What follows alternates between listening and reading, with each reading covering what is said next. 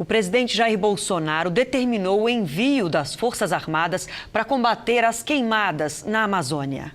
Depois de uma reunião comandada pelo presidente Bolsonaro com a presença de ministros, o governo anunciou o envio das Forças Armadas para a Amazônia. Foi editado um decreto de garantia da lei e da ordem. Ele autoriza o emprego das Forças Armadas nas áreas de fronteira, nas terras indígenas, em unidades federais de conservação ambiental e em outras áreas da Amazônia Legal, na hipótese de requerimento do governador do respectivo estado. As Forças Armadas passam a atuar entre os dias 24 de agosto e 24 de setembro em ações preventivas e repressivas contra delitos ambientais e levantamento e combate de focos de incêndio. Os estados de Roraima e Rondônia já solicitaram ajuda. Os incêndios florestais que estão acontecendo no momento não são os maiores da nossa história. O que nós precisamos é de fazer um trabalho ordenado com o governo federal, em parceria, para resolver esse problema. Nós temos, por exemplo, o INPE, que ele tem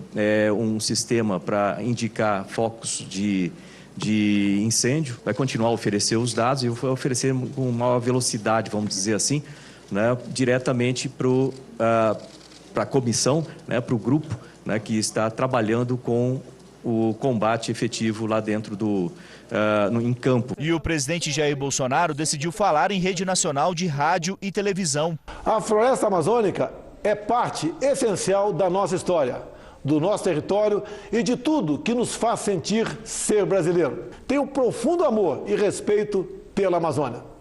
A proteção da floresta é nosso dever. Estamos cientes disso e atuando para combater o desmatamento ilegal e quaisquer outras atividades criminosas que coloquem a nossa Amazônia em risco. Disse que somente a fiscalização não resolve. Somos um governo de tolerância zero com a criminalidade e na área ambiental não será diferente. E explicou o uso das Forças Armadas. O emprego extensivo de pessoal e equipamentos das Forças Armadas, auxiliares e outras agências permitirão não apenas combater as atividades ilegais, como também conter o avanço de queimadas na região.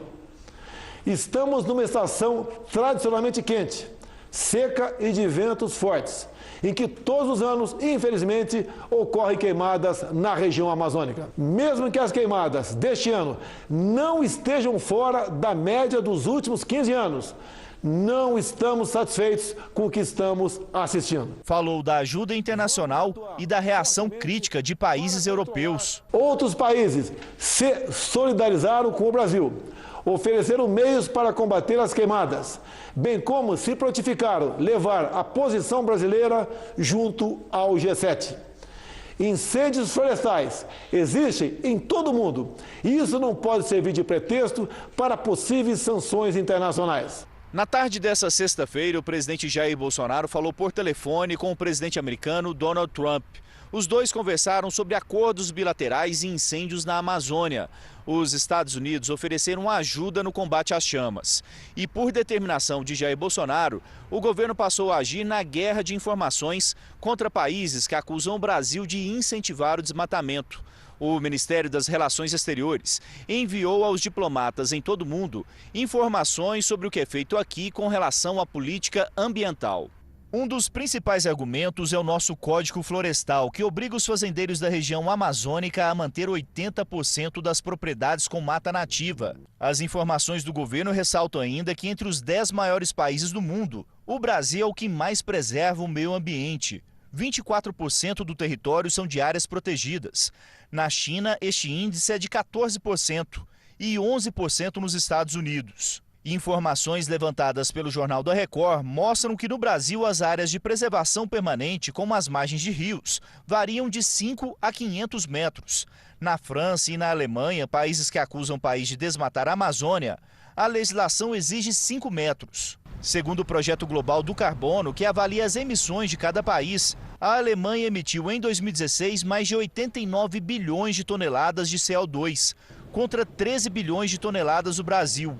Há ainda dados relevantes na área energética. Segundo a Agência Nacional de Energia Elétrica, 60% da eletricidade brasileira é produzida em hidrelétricas, uma fonte limpa e renovável. Já na Alemanha, de acordo com a agência Bloomberg, no ano passado, cerca de 35% da energia vinha de carvão, uma fonte muito poluente.